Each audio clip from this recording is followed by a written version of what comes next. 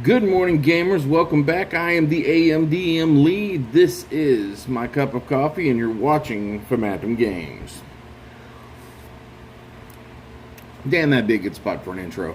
So, yeah. Alright, so we are doing our 30 Days of Gamemastering Challenge.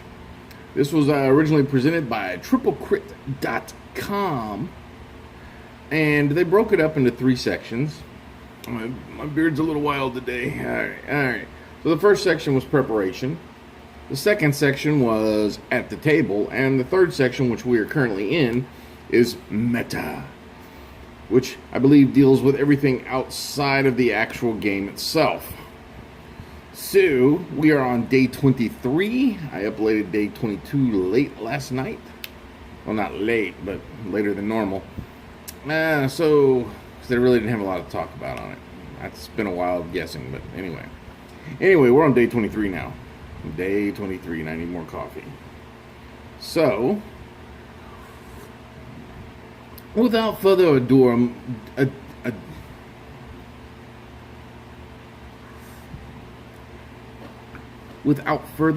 let's get into this. Alright, day 23. What effects does system mechanics have on a story or setting? Or vice versa, setting or story. Okay, I have played several editions of Dungeons and Dragons. I have played several RPGs, Palladium Fantasies, Top Secret, Heroes Unlimited. Well, that's Heroes, that's Palladium also. I have done Marvel Heroes. I haven't played DC, but I made a lot of DC characters. A lot of fantasy RPGs.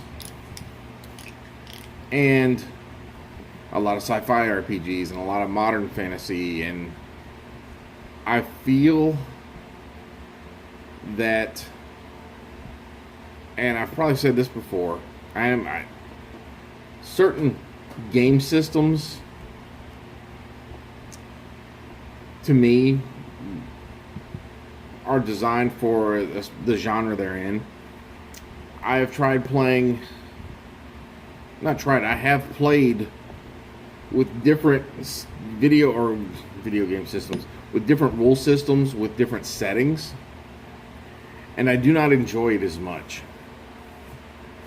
I've used Storyteller in a fantasy setting, and I was not happy with the way it played out. It did not have the right feel to it. And it's probably just me, but believe me, I'm gonna try again. I actually have an idea for a Supers game, and I'm gonna be using 5e to tell it, because it's the reason I'm using 5e to tell the Super game is because it actually takes place in the future on the continent that I'm currently running. So we'll see how that plays out. I believe the system mechanics do have an effect on story because they were designed for that setting, that genre. Like I said, I've used mixed system with genres, and some of them just don't feel right. Like the Palladium Megaverse. I've used the Palladium system, and I've played several of their games, and their system works fine through all their games, but even their fantasy game, but I can't run a fantasy game using the Palladium system outside of the Palladium universe, the Megaverse. And it's not that mechanically it doesn't work. It works fine. But in my head, I've made connections, certain games, certain rule systems, certain settings and universes. And so I have a hard time personally transcending that. So I fully believe that that warrants a specific type of rule set. If you're playing a fantasy setting and you're using D&D monsters and it's a D&D game, you should be using D&D rules. If you're playing a hero setting, you should be playing rules that were devised for a hero game. When the beauty of the D&D, which makes it feel so useful is because the setting is so open.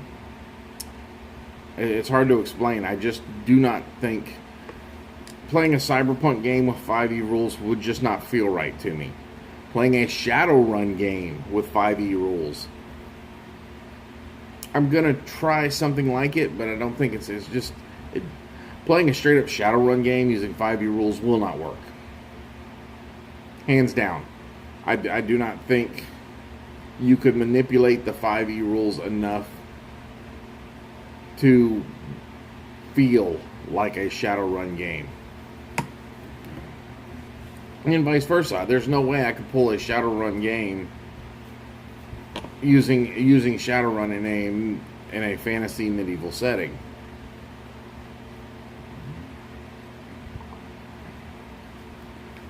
Most game systems are built for the settings they're in.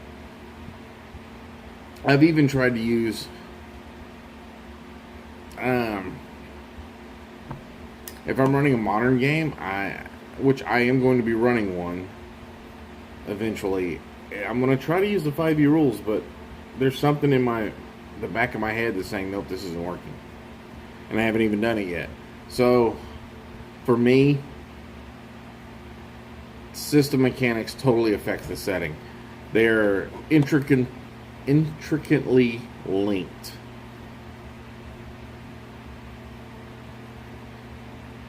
And something's in my eye. Because when you play one, you're automatically going to think of a certain type of thing. So keep up with the channel. Once I start doing my Heroes game, we'll see how it is, because it is going to be in a futuristic D&D world. We'll see how that works. But man, I just don't see. To me, mechanics are the genre. If you're playing D&D, you're playing D&D. There's just something that just feels alive about that system with those rule settings and genre. If I'm playing Vampire, hell yeah, I'm using the storyteller rules. If I want to play a vampire or werewolf or a monster urban fantasy, right now my biggest urban fantasy is the World of Darkness. Hell yeah, I'm going to use World of Darkness rules. Now, if I'm playing urban sci-fi or multi-genre system or game, like what happens in my Phantom world, I'm going to be using my Phantom rules. I've actually tried converting those rules into 5th edition, and I've got some of them worked out alright, but it just doesn't have the same feel to it. And it's most likely a purely psychological thing. But I don't like mixed genres with my mixed systems.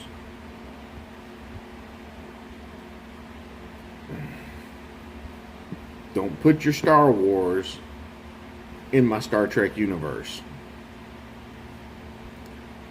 While they're both space, they just don't have the same feel to them.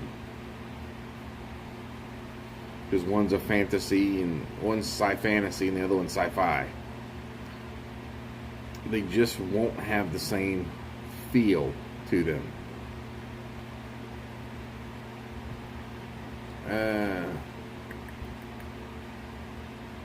Yeah, okay, this video wasn't quite as long as I thought. But that's my opinion on effects and system mechanics. Try them out for yourself. Play around. That's an important thing as a dungeon master. Play around with your different effects and your different settings. You want to go for it. Steal like it's the last one on a shelf. Take whatever mechanics you like out of a system and integrate it into your own.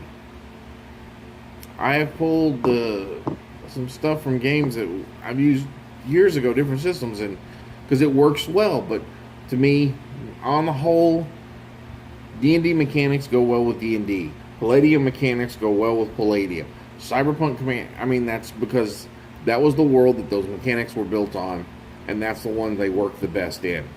That's all I've got for now. So, if you like the videos, please click on the like button. If you think someone else would like them, please click on the share button. Every like is an inspiration, every share is an advantage, and every subscription is an experience point. Help me reach 300 experience points so I can get to second level. Like, share. Like, share. Every like, but then share gives you 10 experience points. You share, and I will give you 10 experience points. Who knows? Those may come in handy. That's all I got for now, guys. I will see you in the next game.